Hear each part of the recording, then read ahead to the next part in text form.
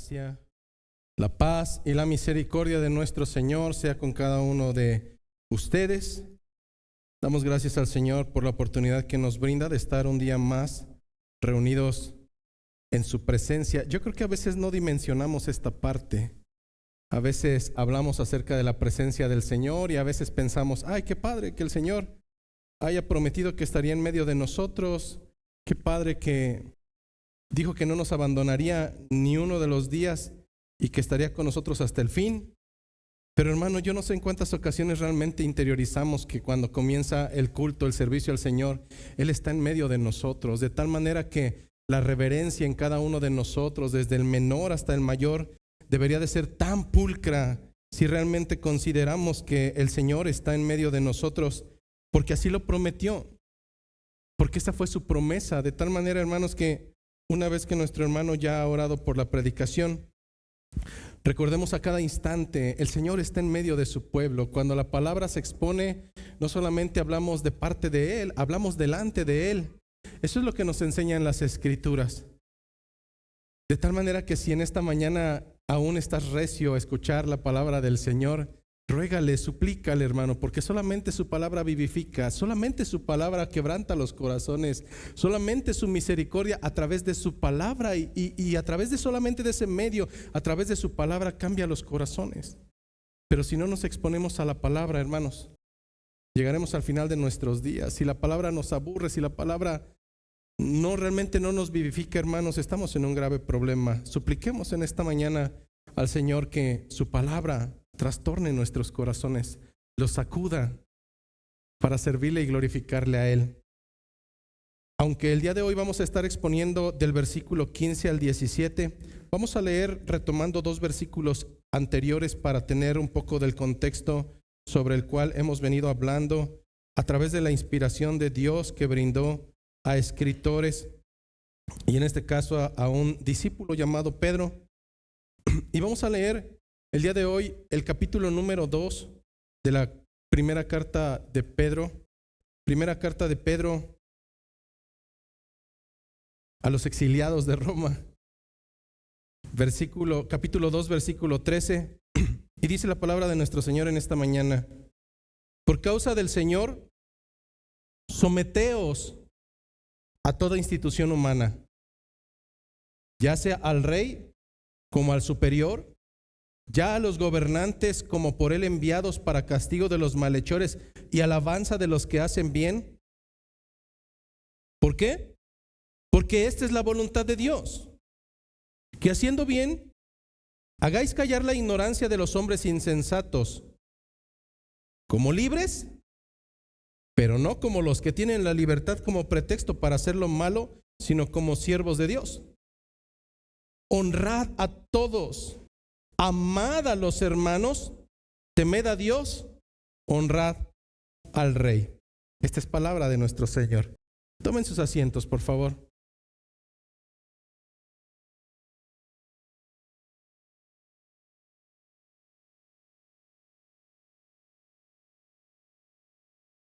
De manera contextual, estamos dando seguimiento a una carta sumamente hermosa.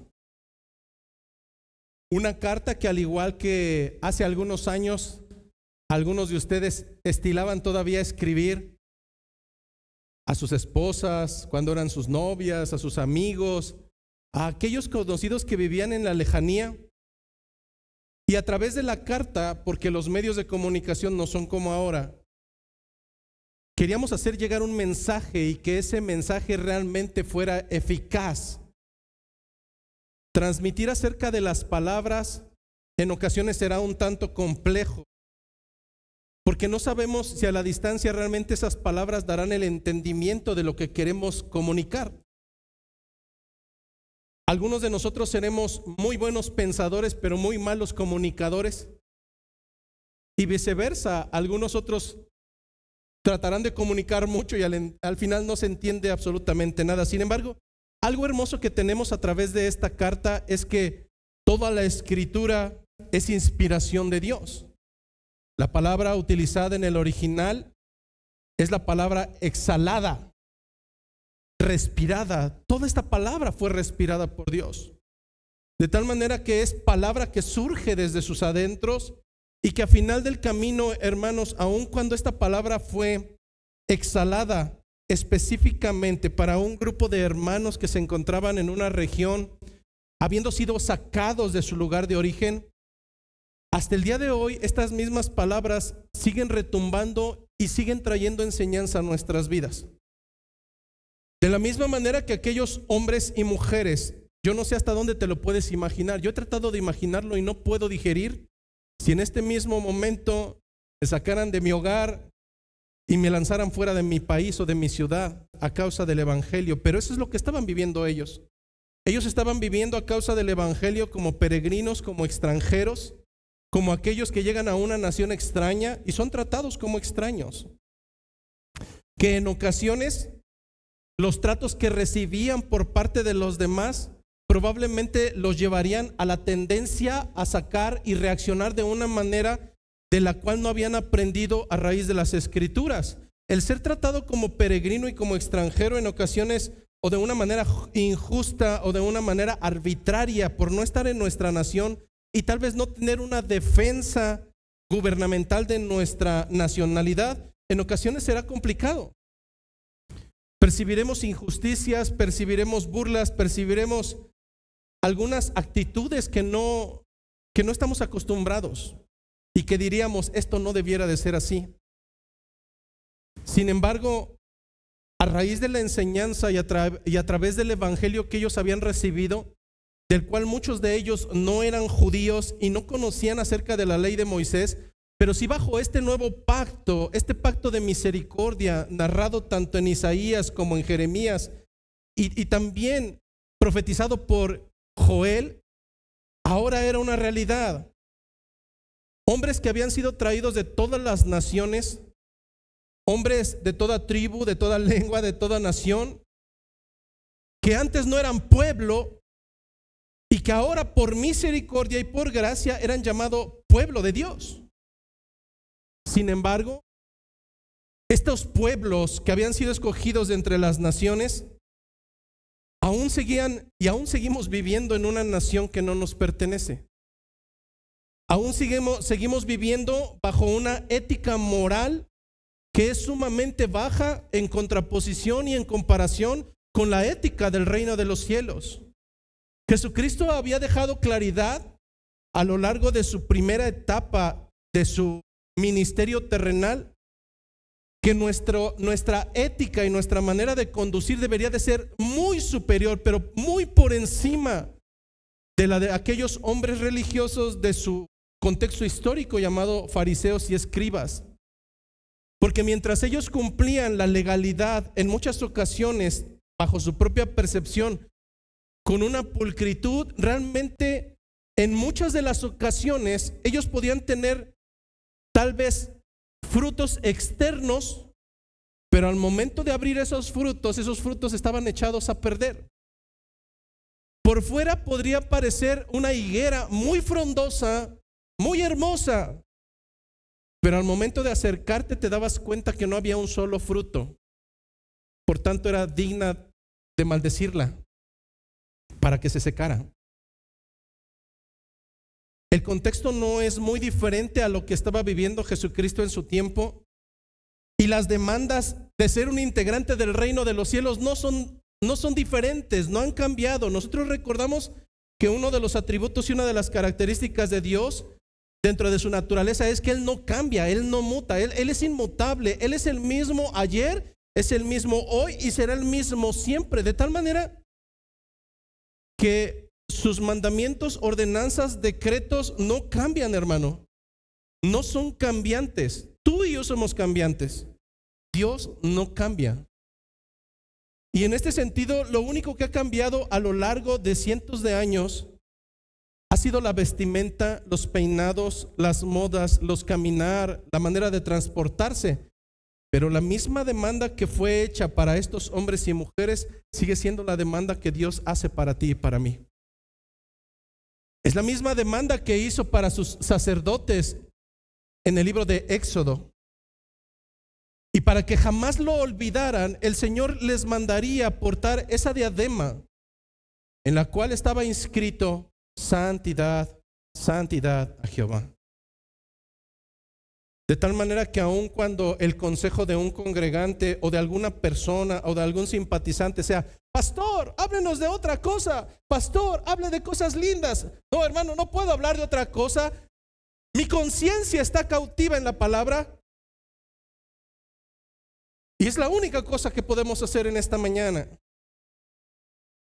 Porque al final de nuestros caminos podemos llegar como aquellos hombres del tiempo de Jesucristo, frondosos, verdes en su exterior, pero al momento de demandar nuestros frutos, habrá altas probabilidades que, pensando estar por la eternidad con el Señor, realmente seamos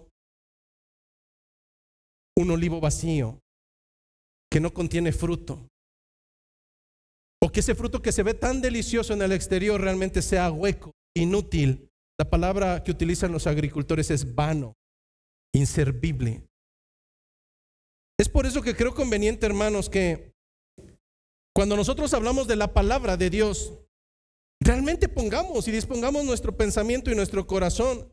Si bien esta carta fue escrita para aquellos hombres, el consejo vuelve a ser el mismo. Nosotros recordamos que semana anterior, a manera de recapitulación, el llamado por parte de Pedro por inspiración divina, después de haber identificado que dentro del caminar hay piedras de tropiezo y que aquellos mismos fueron los que desecharon la piedra angular llamada Jesucristo, el caminar de nosotros como peregrinos y extranjeros debe de ser abismalmente diferente. Y en este sentido hemos visto cómo el creyente está llamado a vivir una vida piadosa, una vida en actitudes correctas y benéficas. El mundo las cataloga como actitudes buenas, no solamente frente a los hermanos, no solamente cuando nadie te ve, no, hermano, en todo momento y frente a los gentiles. ¿Por qué frente a los gentiles? Pedro nos dejaba claridad la semana pasada que usualmente el gentil, el que se encuentra con un corazón endurecido, aquel en el cual el pensamiento de Dios no ha resplandecido y aún vive en la oscuridad, en base a esa ceguera, él seguirá caminando en vituperio. Es por tanto que si un creyente no atiende de verdad, podrá o no gustarte la predicación, podrá o no gustarte el tema, hermano, pero de verdad, si tú no atiendes la palabra del Señor y el llamado del Señor, no te las verás conmigo, te las verás con Él al final de los días. De verdad, deja de cuidarte de quien puede destrozar tu vida terrenal. Preocúpate por aquel que realmente puede destrozar tu cuerpo y aún condenar tu alma. El llamado proviene de Él y no proviene de ningún hombre. Pero aún así, supongamos que después de semanas y semanas que hemos hablado de que como creyente debes de caminar en una manera no vana, sino en una manera correcta delante de los gentiles, ¿qué pasa si como creyente, como posible creyente, aún insistes en no mantener una conducta piadosa y ceder ante la carnalidad y ante el deseo de tomar tal vez venganza? Hermano, lo único que tú traerás, tanto para tu nombre como para el nombre de Jesucristo, para el propio evangelio, vendrá vituperio. Lo dejaba claro el texto bíblico la semana pasada. A causa de muchos de ustedes, el nombre de Dios sigue siendo vituperado. De tal manera que dejábamos claridad la semana pasada que si bien nuestro testimonio no cambia absolutamente a nadie, hermano, de verdad, bórrese ese postulado de decir, voy a pasar a decir mi testimonio para... No, hermano, tu testimonio ni siquiera es bíblico, ni siquiera es bíblico que pasemos o que andemos diciendo, voy a convertir a alguien a través... Si supiera mi testimonio, no, si supiera tu testimonio, yo me voy al infierno. De verdad, hermano. Pero aún así el mandato es a que nuestro testimonio de vida tenga un impacto, y de verdad que lo puede tener, no para salvación, pero sí para tropiezo y vituperio, o por otro lado para la gloria de Dios. Yo recuerdo que la primera persona congruente que conocí en el evangelio me impactó tanto porque yo no podía mantener una relación correcta con mi familia, y yo dije, ese hombre tiene algo que yo no tengo. hasta el día de hoy sigo pensando que ese hombre tenía a Cristo. Su testimonio no me convirtió, pero su testimonio y la manera de caminar me dio esa intencionalidad de saber qué es lo que hay ahí, qué es eso que él tiene que yo no tengo, sin saber que el Señor estaba obrando a través de alguien que realmente enaltecía su nombre. Es por tanto que, a la luz de las escrituras de la semana pasada, nuestro llamado no es a soberbia, nuestro llamado no es altanería, nuestro llamado no es a ponernos retadores frente a las autoridades terrenales. El llamado es a someternos a toda institución humana, a toda autoridad humana, porque por Dios fue establecida. Pero por si fuera esto poco, tenemos que hacerlo porque el Señor lo demanda. Lamentablemente, en ocasiones traemos los conceptos humanos a la iglesia, y mientras el sometimiento en los conceptos mundanos se traduce como humillación, la entonación bíblica nos dice que el sometimiento se traduce en humildad para seguir un consejo, humildad para seguir la voluntad de otro, humildad para poder aceptar cuando estamos en un error. De tal manera que el caso contrario a la humildad o al sometimiento es la soberbia, la altanería, la rebeldía. Mientras la humildad y el sometimiento nos conduce a la pacificación, hermano, la soberbia, que no es necesario escarbarle mucho para identificarla. La soberbia, que no es necesario escarbarle mucho para identificarla, nos conduce a la rebelión. Eso fue lo que hizo Satanás. Se rebeló contra Dios. Eso fue lo que hizo Eva, se rebeló contra Dios. Eso fue lo que hizo Adán, se rebelaron contra Dios.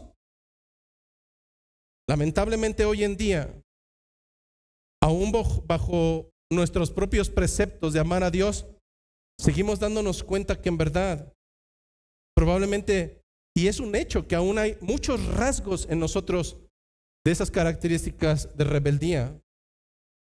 Martín Lutero lo nombraría como esa dualidad, justus et peccator. En nosotros ciertamente mora la justicia de Dios, si es que la hemos alcanzado, por gracia de Él y no por nuestra búsqueda. Pero al mismo tiempo, hermanos, no podemos negar que aún hay residuos de ese pecador ingrato delante del Señor. De tal manera que por causa del Señor, y no de nosotros, por causa del Señor, tenemos que seguir sus ordenanzas. El día de ayer aún estaba indeciso de cómo comenzar esta predicación. Y tal vez encontré el ejemplo menos correcto, pero probablemente fue el que más ejemplificación puede dar el día de hoy. No sé si ustedes recuerdan, alrededor de el año de 1984, en las salas de cine se estrenaba. Los que son del 2000 para acá van a decir de qué está hablando. Bueno, más tarde en el 2010 saldría también una nueva versión de esa cartelera en el cine. En aquel entonces, en 1984, en las salas de cine se estrenaba una película acerca de un joven que, llegando a Estados Unidos, era maltratado por otros más, y cansado de todo eso le pide ayuda a un señor de grande edad,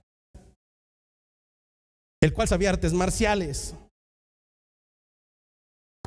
Cuando le pidió ayuda, al ver que era sumamente bueno para poder responder ante los ataques de la gente, sus primeras clases fueron muy peculiares. Una de las primeras clases que le puso, y es icónica esa escena, le dio unas lijas y le puso una lija en cada mano y lo puso a poder lijar el piso. Y mientras el estudiante lo hacía de una manera, le dijo: no, tú tienes que hacerlo así y después así. Así lo trajo todo un día completo hasta que quedó pulido ese piso, y él pensó: ahora sí ya me va a enseñar. No, después vino y lo puso a encerar y a pulir todos sus autos. Todos recordamos la famosa escena de encerar, pulir. Pero le dijo que lo tenía que hacer de ciertas maneras. Las clases no llegaban. la enseñanza no llegaba.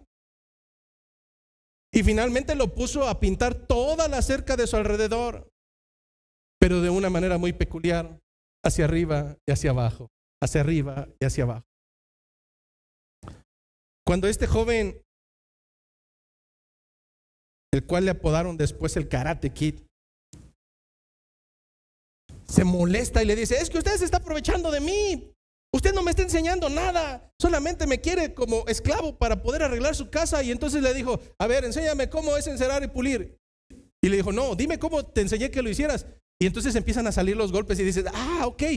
Mientras este joven pensó que toda esa enseñanza iba a ser totalmente inútil y solamente se estaban aprovechando de él, sin saberlo, en su ingenuidad, en su falta de experiencia, en sus lentes terrenales, él estaba pensando que realmente lo estaban haciendo tonto, que lo estaban utilizando de esclavo.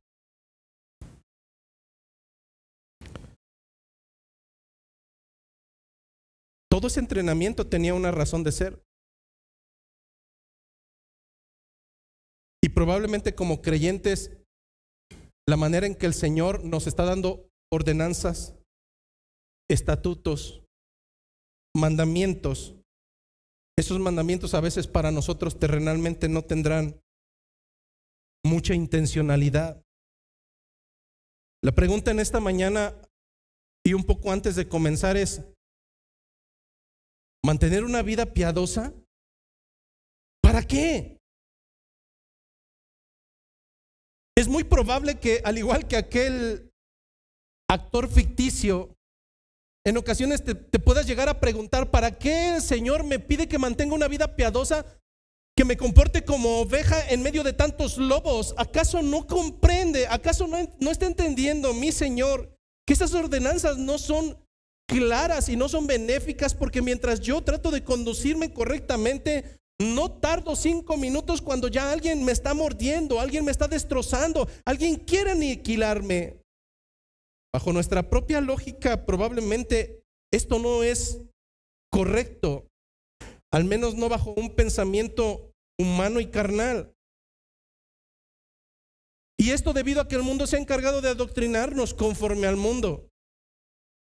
Portarse bien solo te traerá consecuencias malas. Portarse bien, todo el mundo se va a aprovechar de ti. Portarse bien, recuerda que los tontos no logran el éxito. Pero hermano, en esta mañana yo te suplico que dejes por un momento esos anteojos terrenales que solamente pueden ver lo que alcanzamos a ver en esta tierra, y que en esta mañana cambies esos anteojos, como lo hemos dicho en otras ocasiones. Te pongas los anteojos espirituales y veas que toda esta enseñanza no es de carácter terrenal y horizontal. Esta enseñanza es de carácter vertical, porque el fin de nuestras vidas no está en esta tierra, ni en lo que digan, ni en lo que hagan, ni cómo te traten, ni qué. No, hermano, nuestra finalidad y todas las enseñanzas del Señor, a diferencia de Karate Kid, estas enseñanzas nos llevarán directamente delante de su presencia, por cuanto el Señor demanda que cumplamos su voluntad y no la nuestra. Así es que cada uno de sus mandamientos, cada uno de los mandamientos de Dios son en verdad aquellos que tienen un propósito, aunque en ocasiones no alcancemos a ver cuál es ese propósito. Cada uno de estos mandamientos tienen un propósito, y usualmente no será tu vanagloria, sino la gloria de nuestro Señor, de aquel que nos ha llamado de las tinieblas a su luz admirable. Así es que antes de comenzar, estas dos preguntas son claras. ¿Por qué mantener una vida piadosa? ¿Por qué? Y pregunta número 2, ¿por qué someternos? ¿Por qué someternos a las autoridades terrenales? Bueno, la respuesta la tiene el mismo apóstol Pedro en el versículo 15, y él responde así: porque esta es la voluntad de Dios. Porque esta es la voluntad de Dios, que haciendo bien hagáis callar la ignorancia de los hombres insensatos. Que haciendo bien hagas callar a los hombres la ignorancia de los hombres insensatos. Si pudiéramos responder a esas dos preguntas, ¿por qué mantener una vida piadosa? ¿Por qué someternos a las autoridades terrenales? Debería de bastarnos con las primeras palabras, simplemente porque esa es la voluntad de Dios. Si Él es nuestro Señor, no deberíamos de cuestionar más allá. ¿Por qué deberemos de caminar en una vida piadosa? ¿Por qué deberemos de someternos a las autoridades? Sencillo, porque esa es la voluntad de mi Señor.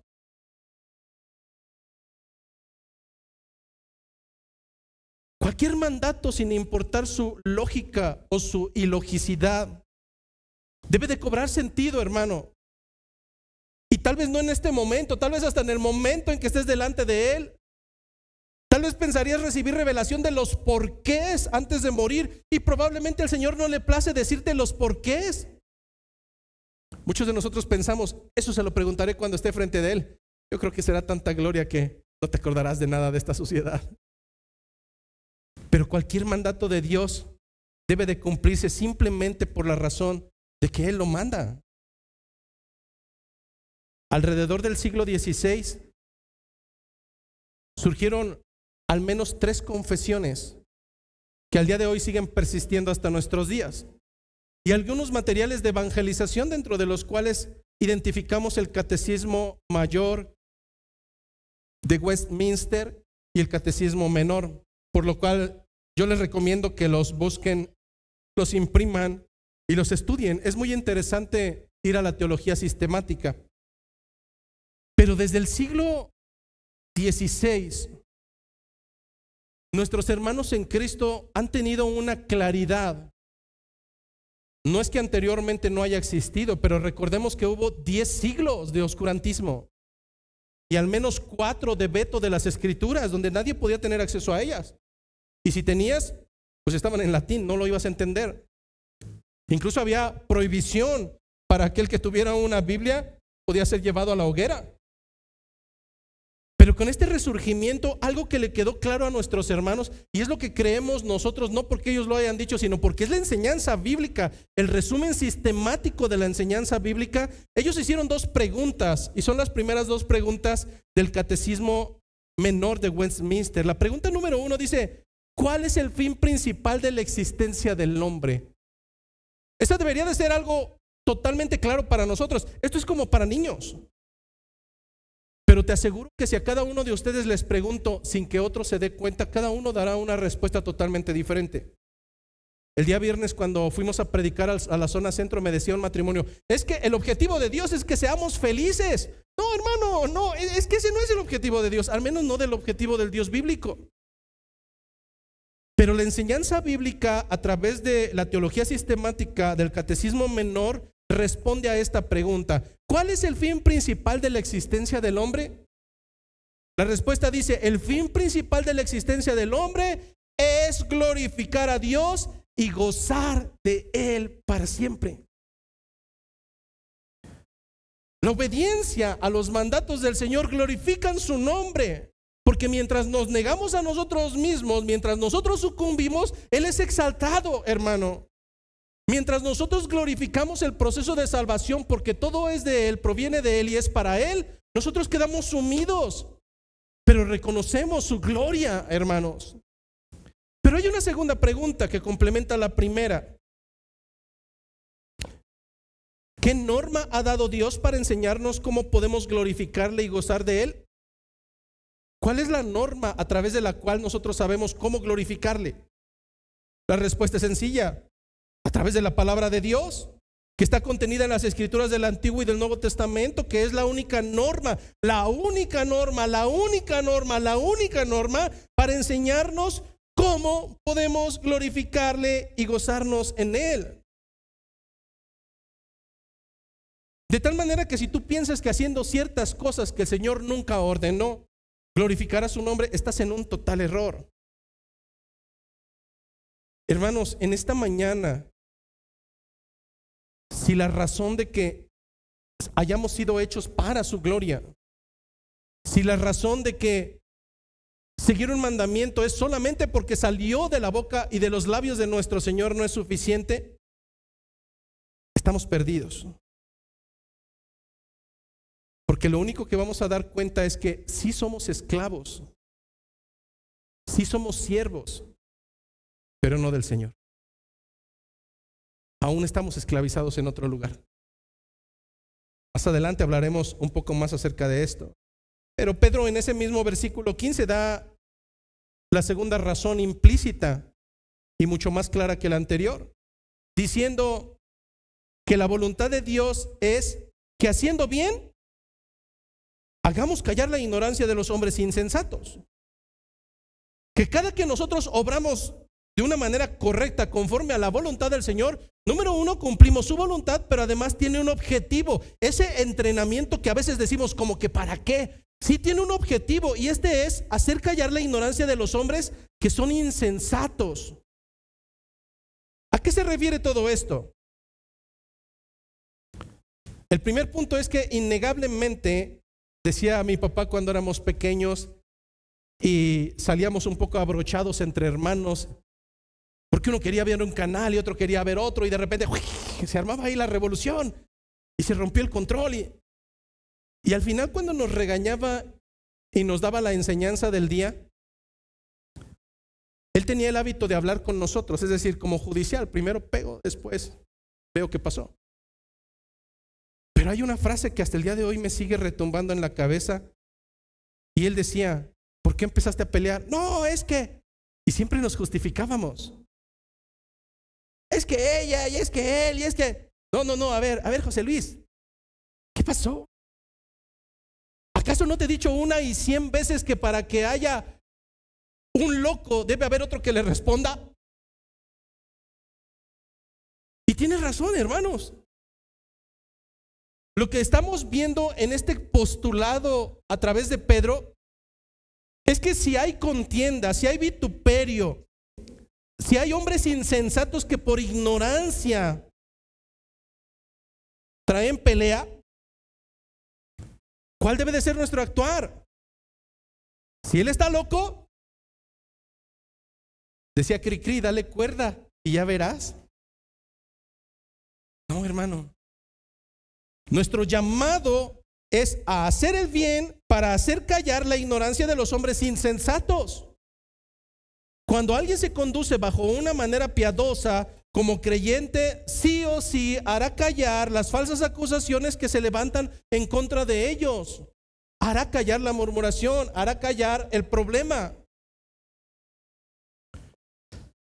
El texto bíblico nos deja claro de dónde vienen este tipo de acciones. ¿Por parte de quién llegan? Por parte de los hombres que son insensatos.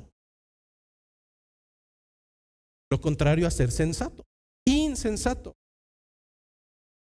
La palabra que se utiliza en el original, en el griego, la palabra como insensato,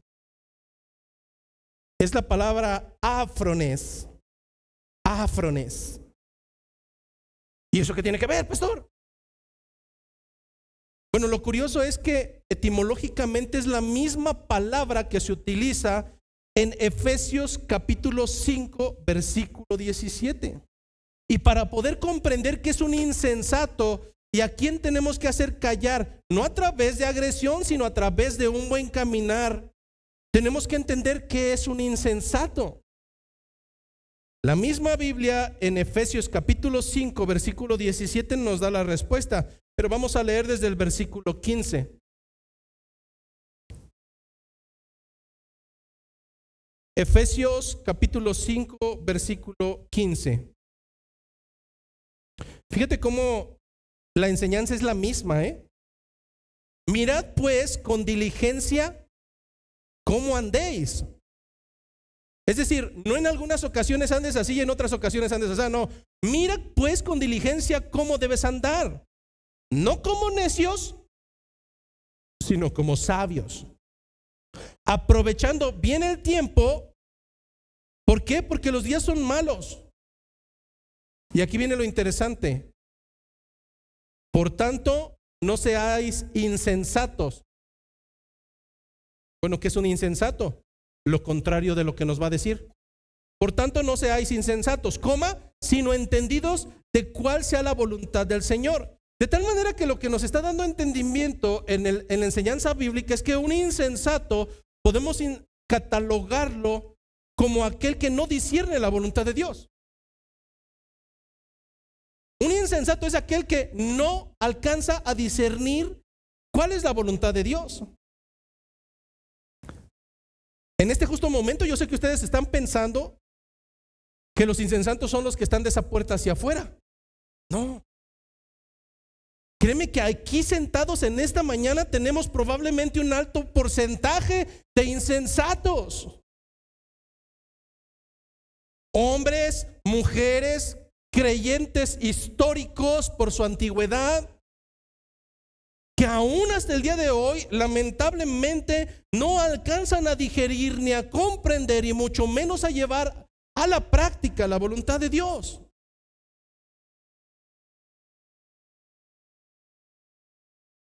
Hombres y mujeres que probablemente han aprendido y aprendido mucho, pero todo ese aprendizaje se ha quedado en un cúmulo académico, el cual pueden recitar una y otra vez, pero que difícilmente han logrado el enlace de llevarlo a la práctica cotidiana, diaria. Hombres y mujeres que probablemente en su trabajo, después de muchos años, por azares del destino, alguien diga: yo soy cristiano, y diga: yo también. ¿A poco? ¿En serio? Nunca me hubiera pasado por la mente. ¿Por qué? Si llevo 20... Es que no te comportas como un creyente. Hablas como insensato, ves como insensato, caminas como insensato, eres insensato. Y eso es penoso, hermano. Imagínate si eso es penoso aquí en la tierra. Imagínate que camines todo el resto de tus días, sean 70, 80, 65, los que el Señor permita, y al final de los días tú estés totalmente convencido de que tu historicidad cristiana te permitirá estar delante de tu Señor, y al final de tus días no puedas sino escuchar: no te conozco, apártate de mí, hacedora de maldad. Es que la cristiandad no es un término de pertenencia, hermano, es un término de humillación, de sujeción, de sometimiento, de obediencia. Un insensato, por tanto, es aquel que denota falta de reflexión y de discernimiento. En muchas ocasiones esto se traduce como alguien que es carente de prudencia, alguien que es totalmente imprudente, por cuanto no discierne un aspecto importante: amar al Señor con todo su corazón y a su prójimo como a sí mismo. Nuevamente, hermano, la enseñanza vuelve a ser la misma. Nosotros no fuimos instruidos y no fuimos diseñados para hacer las cosas para nuestro propio bien, sino para la gloria de Dios. Eso es lo que disciernen nuestros hermanos desde el siglo XVI. Pero tal parece que muchos de nosotros no lo hemos comprendido. Palabra de Dios, qué aburrido, qué fastidio, vámonos ya. Hermano, la palabra es viva y eficaz. Pero es penoso que después de tantas décadas de cristiandad, probablemente ni siquiera haya salvación en tu vida, porque tus frutos te delatan. ¿Esto quiere decir que debemos ser perfectos? No, hermano. Realmente en las confesiones, tanto la de Westminster como la Confesión Bautista de 1689, cuando se habla acerca de la salvación y acerca de las buenas obras, deja claridad que nosotros seguiremos teniendo esa dualidad: justus et peccator, justo y pecador al mismo tiempo. Que al igual que Pablo, no es que estuviera hablando un ingenuo que a veces hace lo que no quiere.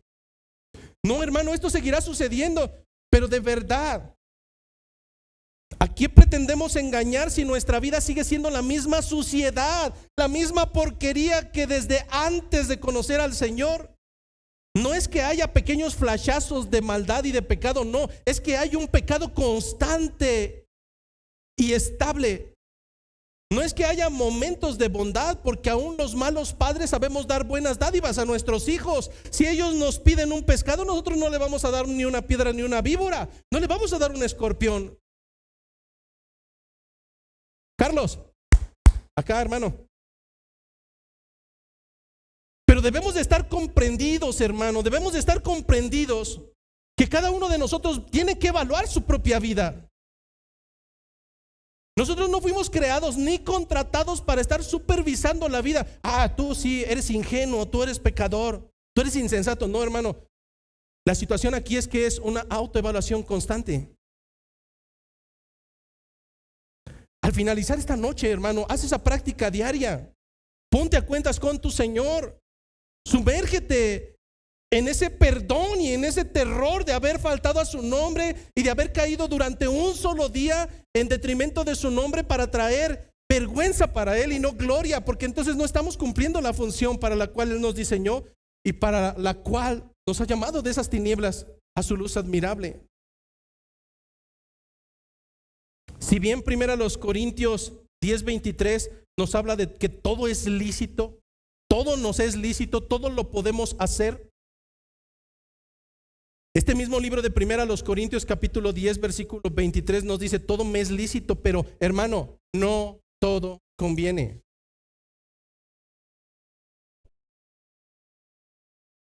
Pastor, pero es que en Cristo somos más que vencedores y hay libertad en Cristo nuestro Señor. Sí, lo mismo que usted hace en ocasiones lo hizo Satanás en el desierto, memorizando las escrituras, las torció y dio un mensaje que no era el correcto. Cuando nosotros hablamos de la libertad en Cristo, ¿cuál es el propósito de esa libertad? Nuevamente, esta es una discusión que no es de estos días. Esta es una discusión que ha tomado siglos y siglos y siglos, pero que quedó resuelta desde el siglo XVI. Lo que a veces en nuestra propia necedad argumentamos como libertad, eso ya fue más que tratado por nuestros hermanos y fue clarificado. La enseñanza acerca de la libertad, si nosotros recordamos el periodo de la Reforma, fue un periodo en el cual el postulado es: volvamos a las Escrituras, para que las Escrituras sean la noción de autoridad total sobre nuestras vidas. No la parcialidad, no, hermanos, la totalidad de la palabra de Dios, la autoridad sobre cada aspecto de nuestras vidas.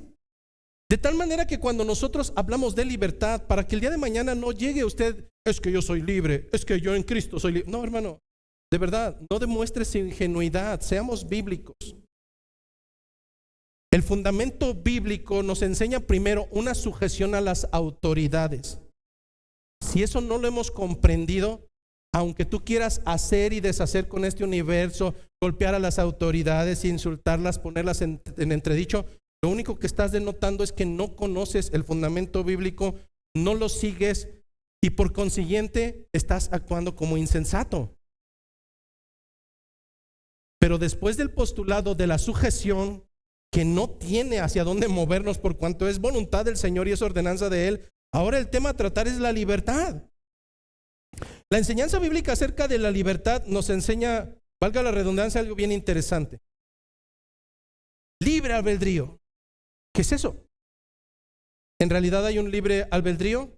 Por supuesto que sí. Los reformadores lo enseñaron, pero no de la manera como nosotros a veces lo entendemos. ¿Nosotros tenemos una libertad? Sí, hermano, tenemos una total libertad, pero una libertad ficticia. Imagínate por un momento un gorrión que desde que es huevecillo está en cautiverio, pero resulta que la jaula es tan grande dentro de ese zoológico, que esa ave puede argumentar que tiene libertad y decir: ¿qué les pasa? Yo no soy esclava. Yo si quiero voy y como hasta por allá. Yo si quiero vuelo media hora, o si quiero me quedo en este tronco, argumentando su libre albedrío, su decisión de toma de decisiones. La cuestión está en que esa ave no se ha dado cuenta, por cuanto ha nacido de esa manera, en que desde antes de nacer ya era cautiva. Y todas y cada una de las acciones que ella lleva a cabo se encuentran sí bajo su propia libertad, pero enmarcadas dentro de un cautiverio que no es perceptible para su noción. La enseñanza bíblica nos da entendimiento de que el hombre es muy similar a esa ave. de que ciertamente en un periodo de ingenuidad, como es el concepto teológico, se encontraba en una libertad total. Dios le dio el poderío de enseñorearse, de sojuzgar la tierra. ¿Hasta cuándo? Hasta en el momento en que ese hombre rompió su propia libertad en desobediencia. A partir de ese momento fue esa ave que actuaba de manera libre y soberana, pero lo hacía bajo un marco de referencia, bajo los barrotes de algo que hasta el día de hoy, por sus propias fortalezas, no puede salir de ahí. El hombre, por supuesto que tiene libertad, y la tendencia de cada una de sus acciones están enmarcadas bajo la cárcel del pecado. Está muerto en sus delitos, en sus pecados. Su libertad, que podemos llamar libertinaje, lo llevará de manera continua a hacer lo que es contrario a la voluntad de Dios. En su propia percepción, él detesta a Dios aun cuando no lo exalte, pero ir en contra de Dios se traduce como estar en contra de él. Hay una alta probabilidad de que hoy sentados tengamos hombres y mujeres que, pensando en su libre albedrío, lo único que hacen cada que actúan es caer dentro de esa cárcel, actuando ciertamente, pero esclavizados por Satanás, esclavizados por el pecado. Piensa por un momento, un joven que no se sujeta a sus padres,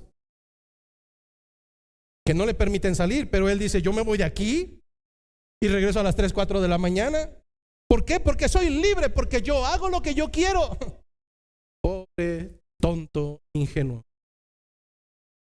¿No te has dado cuenta que todas esas libertades son bajo esclavitud?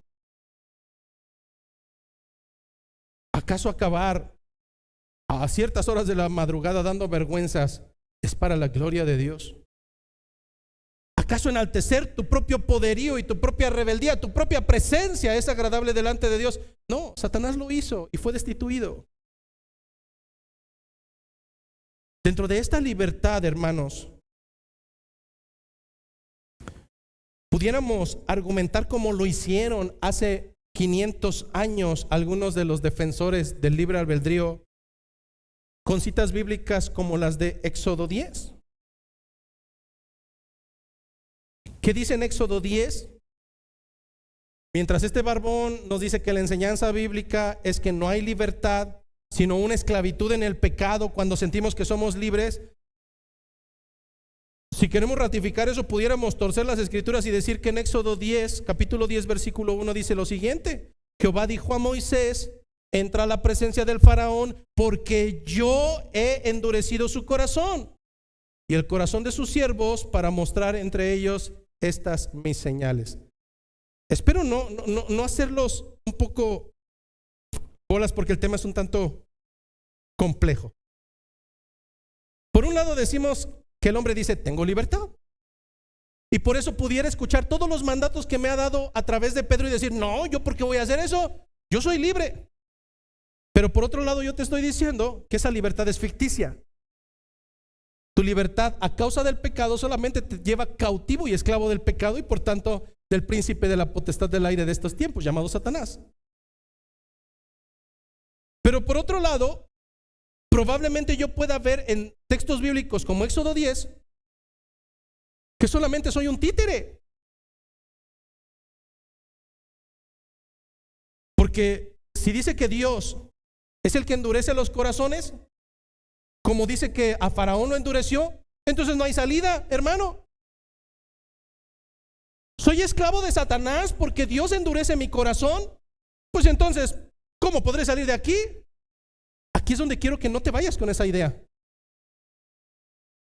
Porque el texto, cuando nos habla de endurecimiento, pudiera verse como el hecho de que Dios está coaccionando a Faraón para que su corazón se endurezca.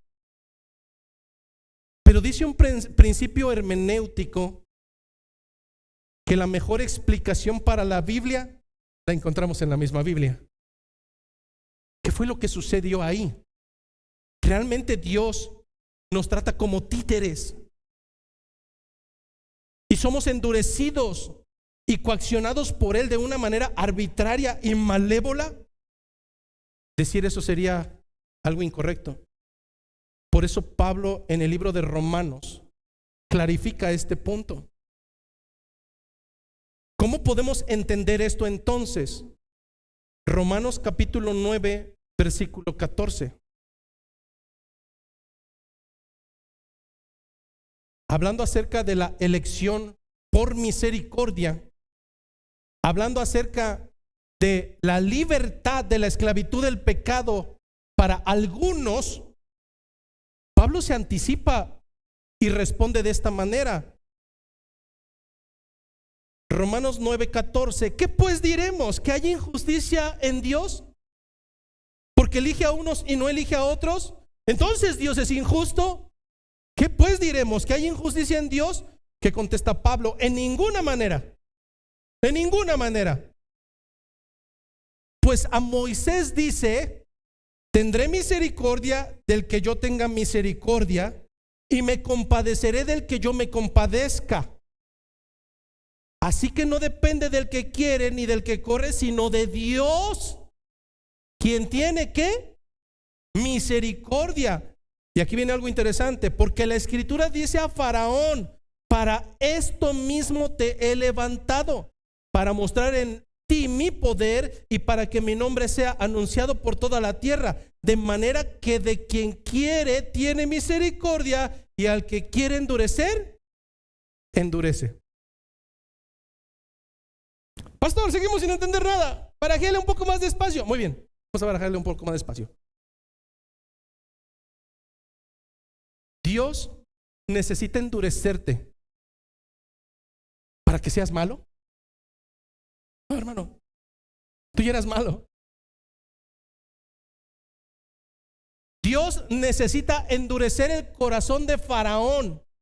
Digamos, sí, lo voy a endurecer. Y esto quiere decir que entonces, antes de que lo endureciera Dios, ¿era un corazón bueno? Lo único que nos responde Romanos capítulo 9 es que el hecho de que se endurezca un corazón seguirá endureciéndose a causa de la falta de misericordia de Dios. Pero en realidad, en el momento previo de la misericordia, para algunos todos los corazones son duros, todos los corazones son malos, y lo único que sucederá con el tiempo, a falta de misericordia por parte de Dios, que es otorgada conforme a su voluntad y no conforme a ninguna obra, lo único que se logrará hacer es que ese corazón siga endureciéndose. ¿Qué fue lo que omitió el Señor? Extender misericordia para el faraón. Hermano, hay probabilidad. ¿Todos aquí somos cristianos? No, hermano, no, de verdad no. ¿Qué sucede con un ser humano que ves que domingo a domingo nomás no entra la palabra y no entra la palabra? ¿El Señor lo está endureciendo? No, hermano. Él está siguiendo la propia tendencia de su naturaleza pecaminosa. Su corazón sigue endureciéndose a causa de su propio pecado. Lo único que hace el Señor conforme a su misericordia es extender gracia para quien Él quiere extender gracia, y es lo que suavizará un corazón. De tal manera, hermano, que el corazón del hombre por naturaleza es duro. Su libertad lo llevará de manera constante a mayor dureza, a actuar en contra de Dios. Porque naturalmente y a causa del pecado no puede obrar para la gloria de Dios, el cual es el propósito del hombre de acuerdo a la instrucción bíblica. ¿Nunca te has preguntado con un familiar o con un congregante, bueno, ¿por qué no entiende? ¿Por qué no entiende? No ha alcanzado misericordia. Y yo no sé si algún día la alcanzará. ¿Por eso Dios es injusto? No, hermano. Dios extiende gracia, Dios extiende misericordia para quien Él le place conforme al beneplácito de su voluntad. ¿Cuál es su voluntad? La que tiene que ser clara para nosotros es que fuimos hechos para su gloria. De lo demás, no nos importa ninguno de nosotros. Él revela lo que Él quiere revelar. y Él mantiene lo que a Él le place mantener. En palabras de un teólogo llamado R.C. Sproul, nos dice lo siguiente: todo lo que Dios debe hacer para endurecer el corazón de cualquier persona es retener su propia gracia. Es decir, Él deja que se haga la voluntad de dicha persona. ¿Quieres ser libre? ¡Sé libre! ¿Sabes a dónde te va a llevar esa libertad fuera de Dios? A juicio. ¿Tenemos libre albedrío? Sí. Y es tendiente a hacer lo malo. Y es tendiente a condenación. Sino hasta en el momento en que Dios extienda misericordia, es que el hombre puede obrar bajo parámetros bíblicos y divinos de bondad. Por tanto, si Dios extiende misericordia, el hombre puede obrar bajo esos parámetros de bondad y obrar para la gloria de Dios. Mientras tanto, no. ¿Qué pasó con Pepito? Era nuestro hermano en Cristo. Levantaba sus manos, exaltaba, glorificaba al Señor, sabía tanta teología, era tan tucho. Ese Pepito ahora anda dando vergüenzas. ¿Qué pasó con él? ¿Esto quiere decir que era nuestro hermano y ahora ya no es nuestro hermano? ¿O era salvo y ahora ya perdió la salvación? Dios había extendido misericordia y la retiró. No, hermano. En ocasiones tenemos que entender que tal vez algunos de nosotros, profiriendo ser hijos de Dios, simplemente llegará al final de nuestros días y dará cuenta de que nunca lo fuimos. Hay tropezones en el camino. Podemos tropezar, sí, hermano, y ahí estaremos para hacer lo que bíblicamente se nos ha enseñado. A tratar de llevarlo nuevamente al camino. Pero si al final de sus días no hay una conversión, entonces nunca lo fue. No lo fue. Por tanto, un hombre o una mujer que alcanza misericordia deja de ser siervo del diablo y vuelve a ser esclavo. Un hombre o una mujer que deja de ser esclavo de Satanás vuelve ahora a ser esclavo, pero ahora de una esclavitud sumamente hermosa. Ahora se convierte en siervo, en doulos, en esclavo, pero esclavo de su Señor. Versículo 16 del texto base. Como libres, pero no como los que tienen la libertad como pretexto para hacer lo malo, sino como siervos de Dios. ¿Te das cuenta que el concepto de libertad es importante? Porque si nosotros seguimos pensando en la libertad como el libertinaje sobre el cual puedo desobedecer los mandatos de Dios porque yo pienso, yo considero, yo intuyo que es lo correcto, estamos perdidos. Simplemente somos insensatos. Esa libertad no es la que bíblicamente corresponde a la esclavitud del Señor. ¿Acaso un siervo puede decirle, en el tiempo de Jesucristo, un siervo podía decirle a su amo, no hagas eso? No, hermano, no. Hemos malentendido el concepto. La sujeción a las autoridades terrenales impuestas por Dios tiene una razón de ser. A veces no será comprensible, pero es lo que el Señor mandó. La rebelión no está dentro del mandato del Señor. Tenemos que actuar como libres, pero no como los que tienen la libertad como pretexto para hacer lo malo, sino como siervos de Dios. Imagine por un momento un creyente que pasándose por alto todos estos mandatos bíblicos hace lo que le place, porque en su entendimiento, en su pensamiento, no, es mejor lo que yo estoy diciendo. ¿Qué nos enseña la palabra? Que no utilicemos esa libertad como pretexto. Podemos argumentar muchas cosas, hermanos, para obrar de una manera contraria a las Escrituras, pero a final de cuentas el catálogo de conceptos nos dice que esto no es sino un pretexto para hacer lo malo, y eso no es a lo que fuimos llamados. Si somos llamados a ser siervos de Dios, esclavos de Dios. Por tanto, debemos entender en esta mañana que la libertad bíblica no es una licencia para poder pecar, aunque a los ojos de todos sea lo correcto. No, hermano, este mundo a lo bueno le llama malo y a lo malo le llama bueno. No nos vayamos con la mayoría ni con lo que el mundo dice. La Escritura nos enseña que esta libertad no es una licencia para pecar, sino para expresarse en amor hacia todo lo que es bueno, lo que es propio del Señor.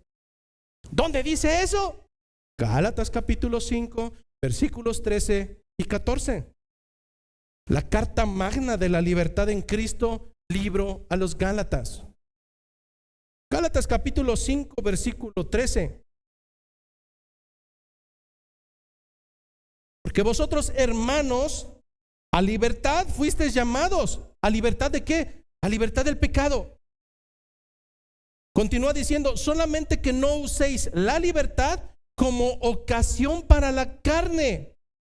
Entonces, ¿para qué tengo que utilizar esa libertad? Continúa diciendo, sino servíos por amor los unos a los otros, porque toda la ley en esta sola palabra se cumple. Amarás a tu prójimo como a ti mismo.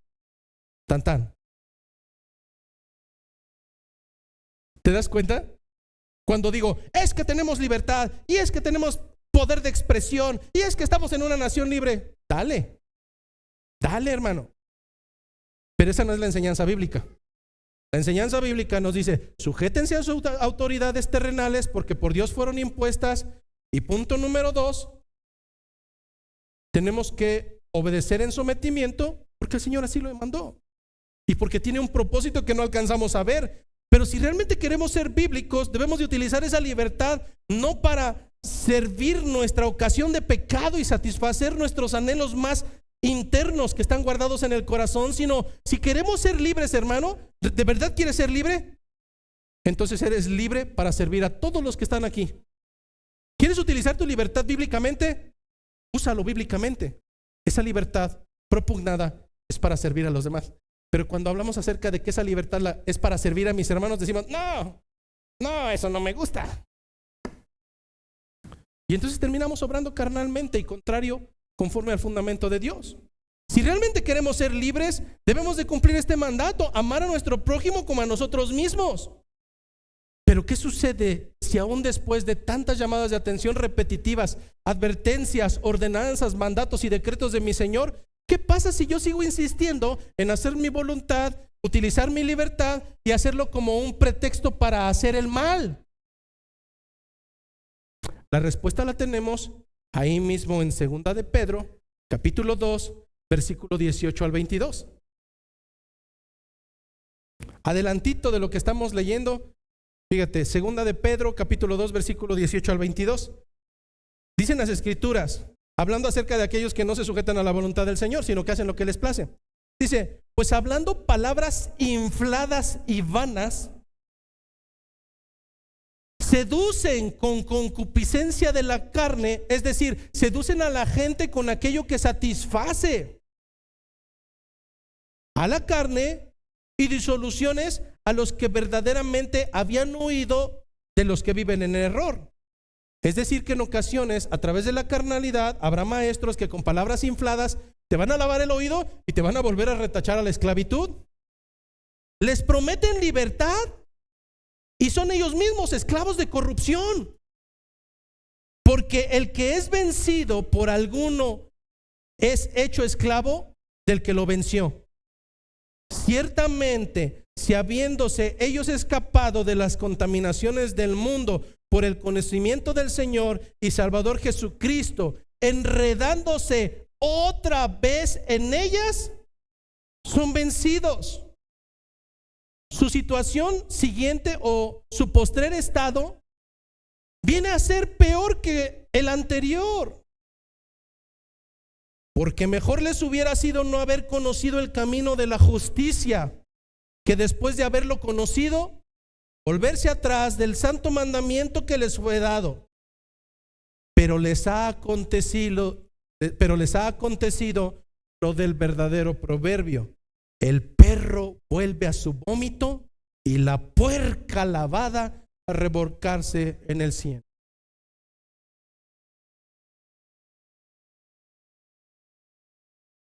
Imagínate que alguno de nosotros decimos y nos enrollamos en esta onda fitness y bien, bajamos 80 kilos y después en algún momento subimos uno y decimos, ya que. ¡Fum!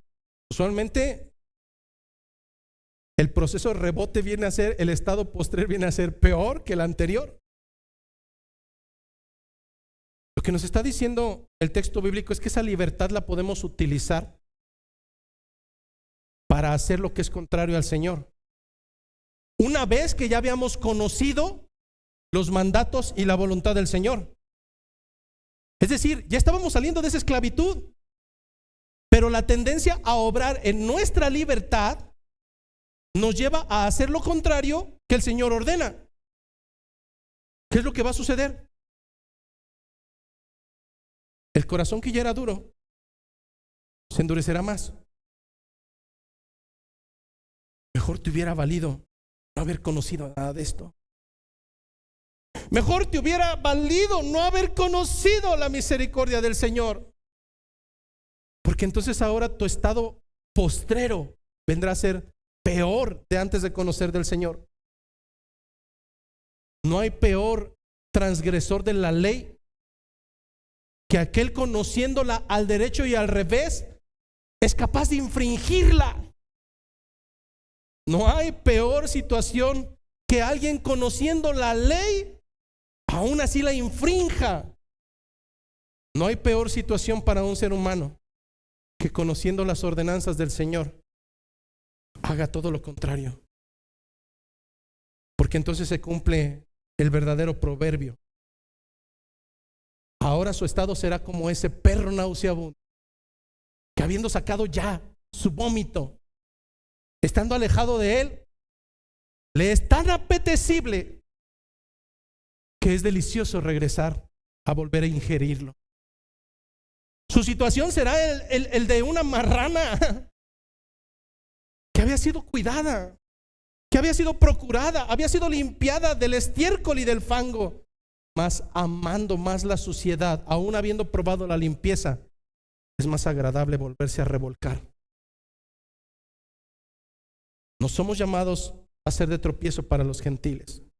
No somos llamados a satisfacer nuestros deseos de venganza, nuestros deseos carnales. No somos llamados a dar gusto a nuestra carnalidad. Compréndelo de una vez, hermano.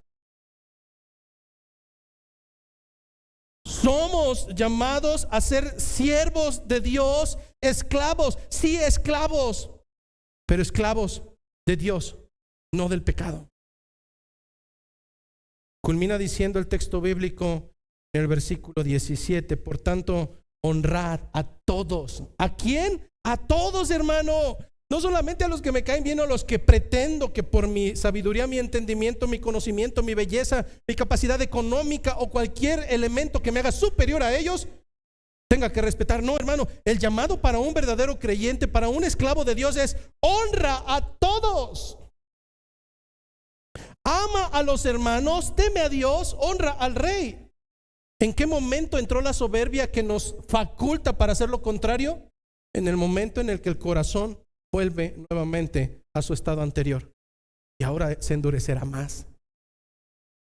Cuando las escrituras concluyen, al menos el día de hoy, con este texto, honrar a todos, nos está haciendo una exhortación a reconocer el valor de cada persona como portadora de la imagen de Dios, hermano. Es que creo que a veces en nuestra propia ceguera hemos olvidado, y voltea a ver a tus hermanos en Cristo, voltea a verlos, aun cuando sean gentiles y aún no hayan alcanzado misericordia, fueron hechos a la imagen de Dios. Pero a veces hemos olvidado en nuestra ingenuidad y nuestra falta de conocimiento bíblico que la persona a la cual quiero aborrecer y la persona a la cual quiero destruir es tan valiosa por el simple hecho de que ha sido comprada a precio de sangre de nuestro Señor. De tal manera que en mi propia ingenuidad estoy aborreciendo lo que es digno de honra porque el Señor ha dado su propia vida, pensando que quiero dañar a otro más o hacer el mal al prójimo. No me estoy dando cuenta, de verdad, hermanos, en mi locura, en mi insensatez, en mi ceguera, en mi nublamiento de pensamiento. Mi pensamiento está tan cauterizado que he olvidado que, al igual que probablemente el resto de los demás, no es un ser humano, es un hombre o es una mujer por el cual el Señor murió. Por tanto, el llamado es honrar a todos. El creyente moderno piensa que pelea con otro ser humano. No, hermano, hemos perdido de vista que esa alma es tan valiosa que ha sido comprada a precio de sangre. Por tanto, el llamado para cada uno de nosotros es a mostrar nuestro tierno amor hacia los hermanos como miembros de una misma familia. Quiero hacerte una pregunta. Cuando eras niño, ¿qué no tuviste hermanos? ¿De verdad? ¿Todos eran propios? ¿Todos eran rectos? No, probablemente tú eras la oveja negra, el insoportable de la casa, y por eso te sacaron y por eso te maltrataron. No, hermano. El principio de una familia estriba en que independientemente de cómo sean, y aun cuando no respondan a la disciplina, los sigues amando. Pregúntale a una mamá, ¿a quién ama más? Yo sé que sí hay unos que son favoritos, ¿verdad? Pero ellas dicen que a todos los aman por igual. Pero te aseguro que si uno de ellos estuviera en peligro, aun cuando fuera el más desobediente, aun cuando fuera el más malvado, su tendencia natural será amarlo sobre todas las cosas. ¿Qué es lo que hizo el Señor contigo?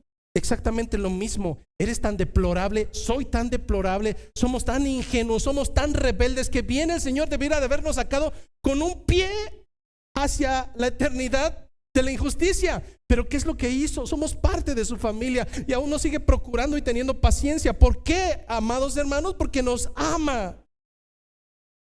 Nos ama por cuanto Él nos amó primero. ¿Qué hace uno con los hermanos en Cristo? Exactamente lo mismo.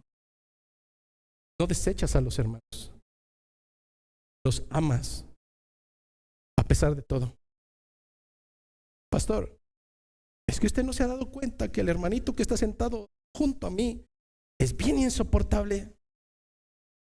¿Acaso no se ha dado cuenta que ese proceso tal vez de regeneración se está alargando mucho? Y metí yo. Bienvenido a la iglesia. Bienvenido a la familia de Cristo, donde habrá hermanos difíciles de soportar y donde las enseñanzas del maestro realmente tienen sentido. La eclesiología fundada por Cristo comienza a tener razón. Soportaos los unos a los otros, amaos los unos a los otros, llora con los que lloran, ríe con los que ríen. Sujel Michelin tiene una frase que me gusta mucho. Cuando nos instan a amar a los hermanos y todos nos empezamos a quejar, Sujel Michelin dice esta frase: amad a los hermanos en el cielo será una gloria. Soportarlos en la tierra, hermanos, esa es otra historia.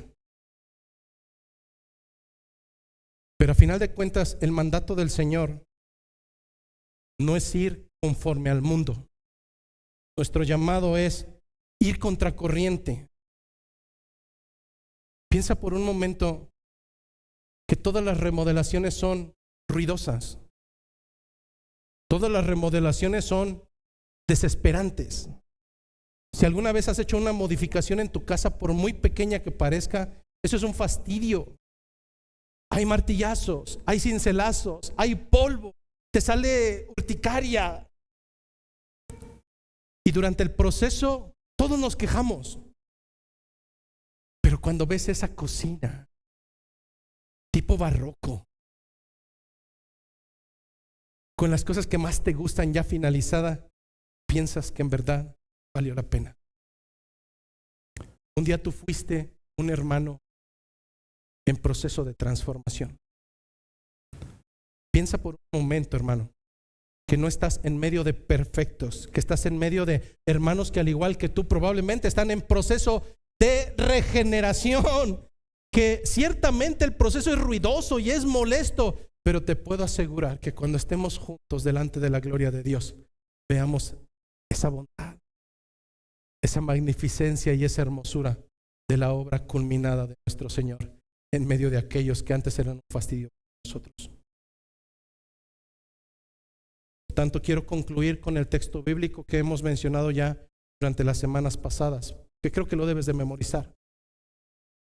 cada que venga la carnalidad a tu vida, cada que venga el desespero, cada que digas, ay, me gustaría estar en otra iglesia que fuera más linda y donde... Cada que vengan esos pensamientos tontos e ilógicos para un creyente a tu pensamiento, cada que quieras tomar venganza contra otro hermano, cada que venga esa carnalidad a tu pensamiento y a tu corazón, de pensar que este evangelio es para sumisos. No, hermano, recuerda esto. Mateo capítulo 16, versículo 24. Mateo capítulo 16, versículo 24. Entonces Jesús dijo a sus discípulos: si alguno quiere venir en pos de mí, niéguese a sí mismo. Niéguese a sí mismo y tome su cruz y sígame. Porque todo el que quiera salvar su vida, todo aquel que quiera llenar sus satisfacciones, sus deseos, sus anhelos, entonces perderá su vida. Y todo el que pierda su vida, sus deseos, sus anhelos, sus ansiedades, a causa de mí, entonces hallará la vida eterna. Que la gracia, que la paz, que la misericordia de nuestro Señor nos haga entender, hermanos, y nos mueva conforme a su gracia y conforme a su misericordia. Gracia, paz del Señor.